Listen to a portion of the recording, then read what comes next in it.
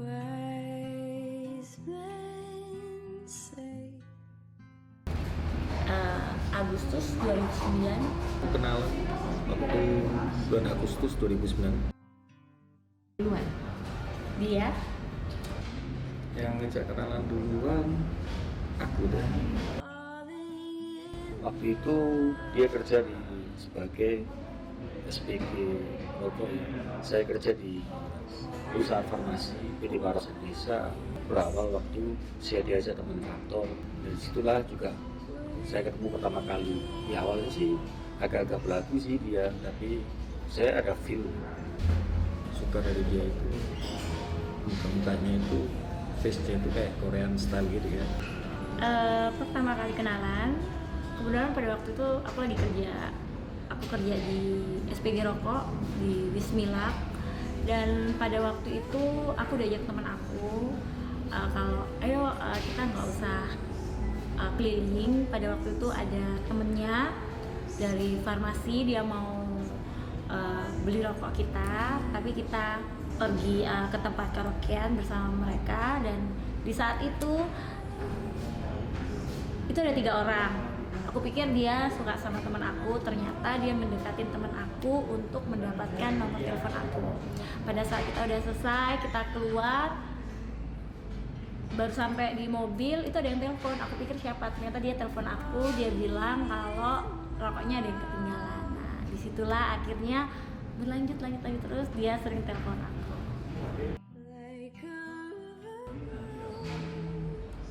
Dia masih muda waktu itu, cantik. Saat itu umurnya dia masih 22 tahun sih. Ada lagi yang spesial dulu, lucu juga dia waktu itu. Itu yang aku paling suka. Dia adalah seseorang yang bisa menerima semua kekurangan saya, dan dia juga adalah tipe orang yang tidak suka cari perhatian di cewek-cewek lain. Jadi itu membuat saya lupa untuk sakit hati. Sebulan Pacaran, kita pertama kali ketemu sampai pacaran cuma 1 bulan ya, lalu saya lamar, menikah ya. Saya punya feel good dengan dia. Saya yakin kita bisa sejalan sampai akhir hayat. Di saat itu saya di kondisi yang saya putus asa. Terus saya bertemu dengan dia dan saya berubah menjadi lebih baik, dan akhirnya saya yakin kalau dialah jodoh saya karena dia bisa merubah saya menjadi lebih baik.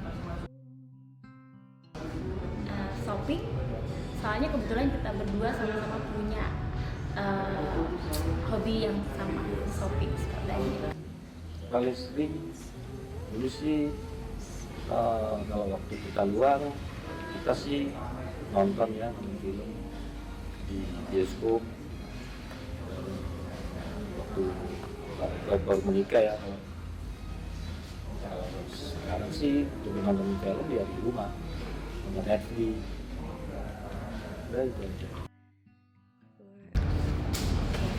Kalau dibilang momen terberat, semua pasangan pasti merasakannya ya, pasti banyak, dan nggak ada setiap hubungan tuh kayak adem ayem aja, nggak ada. Dan kalau dibilang momen paling terberat adalah di saat kita berbeda berpendapat. Nah, di situ kita harus salah satunya harus saling mengalah. Dan yang kedua, momen dimana kita lagi ada masalah bisnis, tapi tetap kita berdua saling menguatkan satu sama lain. Jadi waktu itu kita kenal sama seseorang, sebetulnya bukan masalah bisnisnya yang bikin aku terpukul, tapi di saat itu kita kenal seseorang, ternyata kita kena tipu, bukan karena uangnya, tapi di situ karena apa ya, kayak tekanan batin. Coba bayangin, di saat itu kita kenal seseorang dan suamiku di situ kayak dibentak-bentak sama orang itu, terus kayak bodoh kamu begini, pokoknya kayak diolok-olokin gitu, dibentak-bentak. Di situ saya merasa yang kayak sakit kayaknya. Jadi saya itu kayak nggak terima, tapi saya nggak bisa apa-apa gitu. Kita ada salah satu kasus yang berat menimpa istri, di mana di situ saya harus melakukan peran saya sebagai suami, melindungi istri saya dan anak-anak saya. Saya harus menghadapi sampai kasus itu ditutup dan selesai. Hubungan yang pasti saya akan melindungi istri, memberi support, meyakinkan, dan tidak membagi kesusahan itu pada istri. Di saat itu kita tidak bisa merubah apapun yang sudah terjadi, dan di saat itu saya lebih membiarkan dia untuk punya waktu sendiri, dan apapun keputusannya dia, saya dukung dan saya terima. Bukti cinta apa ya? Ketika dia selalu ada buat aku dan kita selalu ada satu sama lain, bukan dalam keadaan bahagia aja, tapi juga dalam keadaan suka dan duka. Bukti cinta dari pasanganku ketika aku masih susah, dia selalu menemaniku dan selalu ada buat aku, sampai sekarang udah kita diberikan kelancaran, kemudahan, dan dalam bisnis juga diberi kesuksesan, dan dia selalu ada buat aku, dan kita lalui bersama-sama. Di saat bisnis ada masalah juga kita lalui bersama-sama. Itu sih. Sebelum nikah kita lebih banyak mementingkan ego masing-masing, lebih banyak mementingkan kepentingan pribadi masing-masing. Tapi kalau setelah nikah beda ya, kita lakukan lebih banyak, kita ini menyamakan persepsi, dua pendapat dari istri dan suami. Ini kita bisa lebih berkoordinasi, komunikasi, dan kita juga lebih dewasa menyikapi suatu hal atau semua masalah yang terjadi dalam rumah tangga. Ya pastinya berbeda ya. Dulu sebelum menikah yang dipikirkan adalah diri sendiri. Sekarang kita lebih memikirkan tanggung jawab. Saya memikirkan tanggung jawab sebagai seorang istri, sebagai seorang ibu, dan kalau ambil keputusan juga sekarang nggak bisa langsung sendiri. Saya harus minta izin dulu kepada suami. Ada sih, 2 tahun yang lalu dokter memvonis aku bisa dibilang penyakit yang berbahaya dan menular. Di waktu itu aku memutuskan untuk aku mengisolasi diri di apartemen, dan di saat itu suami aku tidak meninggalkan aku, menemani aku, memberi aku dukungan, merawat aku. Tapi ternyata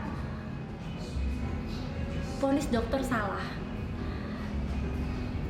Tapi aku bersyukur di saat itu akhirnya aku bisa merasakan sebuah cinta yang luar biasa buat aku yang diberikan suamiku pada aku. Kita jalan-jalan di luar negeri, aku merasa bahagia dengan situasi, pemandangan.